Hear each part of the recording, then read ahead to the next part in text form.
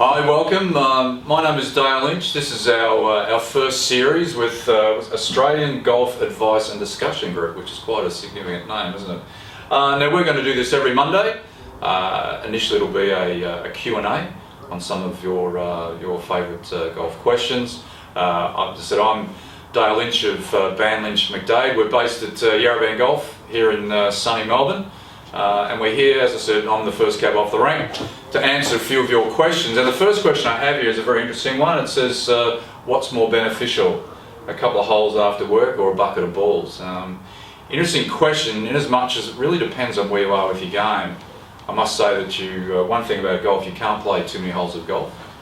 However, what does happen is, particularly for those of you that may be taking lessons, if there's something that you're working on in your golf swing, in your game, the bucket of balls is the most important part.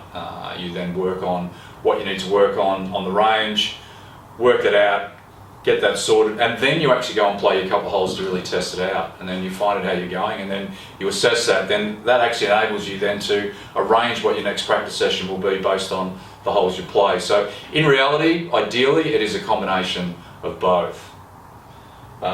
Next question, again, another great question here. It's an interesting one, which is, what's the most important thing? Is it getting fitted for golf clubs or the lessons? Now I actually started my career, once I stopped playing, as a club fitter first before getting to teaching, so I can talk to it from both areas. And ideally, again, if you're really keen on your golf, the lessons are the most important part.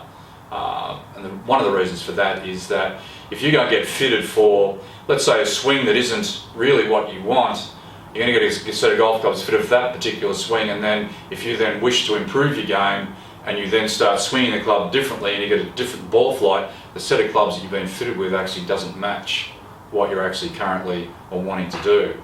And in reality, you can actually make it more difficult to make the change if the clubs don't fit the direction which you're going. So it's far better to take your lessons first, and then a good coach will then understand your game, understand your swing, and say, based on what we're doing here and where we're going, right, this is the set of golf clubs that I recommend. And I guess from my end is a bit of a story, is that with club fitting as a coach, I worked on tour for the best part of 15 years in the PGA Tour in the States, and at times it was very, very frustrating that we're working with players, and there was one player in particular I was working with, and he had a lot of difficulties. Bad shot was a hook, so I'm working his golf swing to eliminate the hook. The club fitters are actually fitting for a driver that actually stops the ball from hooking. So what was happening is that the swing that I wanted to make wouldn't work with the club that was the anti-hook, because it wasn't matching what I was actually trying to do. So at times for us as coaches, we do get in a bit of conflict with people fitting golf clubs rather than actually coming through the teacher first. So again, long answer to that question, but the lessons are the most important part. And then 3, is a swing that hits all the correct positions important, or is it only what happens at impact and what the numbers show that matters? So that's an interesting question. I think there's probably a little bit of TrackMan background here, I think. And it's a good one that says, is a swing that hits all the correct positions important? And I think that the video camera for us as teaching has been a fantastic tool, but it also creates problems, because when people talk in that language about hitting correct positions, people tend to think that the swing has to be in a position mode, when in reality the positions that we can talk about using video are all part of a natural, balanced, flowing motion. So there is no such thing as actually hitting positions. And I think whoever was asking that question, if that's your mindset, you probably need to actually change that a little bit. You're not trying to hit positions. And what happens at impact is key, there's no question. Everything you're doing in your golf swing is about impact, but the more efficient your golf swing is, the better your impact position is likely to be. And the numbers, again, I'm assuming that's probably a bit of a TrackMan background there. The numbers will show, yes, but the numbers only show what you've actually done back here and what the result is down through there. So you've got to learn to swing the golf club first, get the numbers second. People do make the mistake of actually standing there and trying to organise a golf swing, getting the numbers first. So I hope that answers your question, but the swing, as I said, the most important part of that answer is the swing is a natural flow and balanced motion. All right, and at number 4, again, terrific question here, is at what age should I actively encourage my kids to play golf? So we have a bit of a changing field over, I guess, the last 20 years or so, where people tended to pick a golf club up probably at about 12, 13, 14. Greg Norman didn't start playing golf until he was actually 15. And we got the new phenomenon with Tiger Woods, who was going to be a superstar at 4 years of age, and probably Rory McIlroy similarly. So we have this quite a dispersion now of when top great players have actually started golf. I really don't believe that it's necessary for kids to pick up the golf club and be serious golfers at a young age. To actually encourage, if your kid likes to swing a golf club and hit a golf ball at any age, encourage them to do it. Don't force them. But I guess the most important thing is make sure when your children aren't playing golf that they take up another activity. Golf is a one-dimensional, one-sided sport, and it's very, very important for the development of their golf game later on that they have a background in other sports, particularly two-sided sports, the basketball situation, the soccer with both feet, all those sorts of things actually really help the young golfer develop their game later on. So what I would do, I would encourage at whatever age that they're keen to do it, let them do it. If they lose interest at some point, just let them go, don't worry about it, and send one into play. As long as they're involved in other activities, they can always take up that golf caper a little bit later on. Alright, so I have a 10-year-old driver. Are those new models worth the money to upgrade? The answer to that is, if you're keen to golf, most definitely. It goes back to that question before, but make sure you get it properly fitted. But the drivers these days are way better than they were 10 years ago. Alright, so that's the end of our Q&A for this week. I hope that's answered your questions and you learn a little bit from that.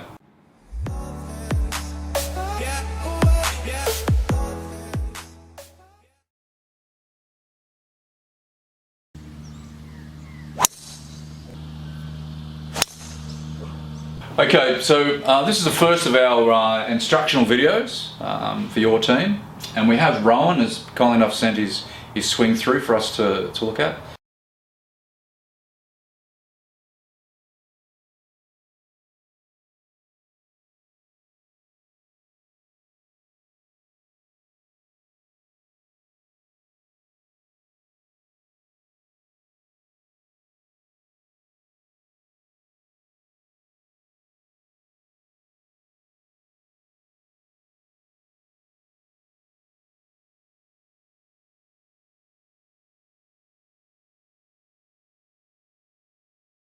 A 6 handicap, has a very athletic swing, but his biggest problem, he tells us, is that he struggles with inconsistency with the heel strike. So for mine, is that when I'm looking at the swing, is that it's a very athletic swing, and the posture and things. Obviously worked on some very, very good things there, assuming with a coach, because a lot of very, very good patterns in the swing itself.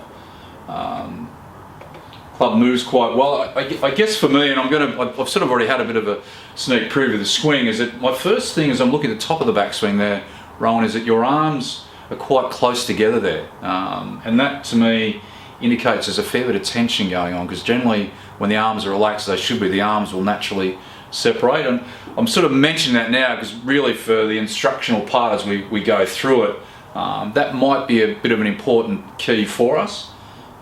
We go through from the top, we'll see again looking at it that the plane the club comes on through the downswing is in great shape, really good, and it's a very, very athletic motion.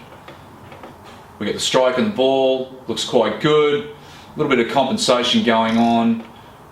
Noticeable thing is now the path the club is travelling on the through swing. I'm going to stop this if I can, just as the club first appears for us on the right there. So the club, if you can, I'm not sure if the video will pick it up, but your golf club when we first see it on the way through is actually appearing by your left ear, where in reality is that nice position you had on the way down here, where it was nicely on plane. That club should actually then swing through and be on the same matching plane on the follow through. So that little bit of tension I spoke about at the top of the backswing, right, is highlighting what's going on through here. So our follow through is not matching our downswing, and the way those hands are moving in that direction is actually what is causing that inconsistency in that heel strike for you. So I'm going to move away from the desk and then just give you a couple of drills to do and have a bit of a chat to you about some of the feels you might experience. Okay, Ron, so we've moved from analysing the swing on the computer, and now we're sort of looking at a bit of an explanation and hopefully a couple of drills that will be successful for you. And as I'm standing here just sort of chatting to you on the camera, and I'm just relaxing and just letting the club really just move in a nice balanced position, you can actually see that the club naturally wants to move on this plane. And that's the plane that the club should work through in the golf swing. Now what we see with your golf club is that through impact here we have you stretching out in this direction and your club actually appearing this way. Right? Now I'm not sure whether it's just tension through your hands and arms, or maybe you're trying to keep the club going straight. Right? However, the club needs to move on its natural arc, so the club will move through this position here on the way through, this way, not this way. And a little key for you, once you've done a bit of practice, if I let the club move through the ball correctly this way here, is that when I finish the swing, the club will be cradled really nice in balance in my hands and arms.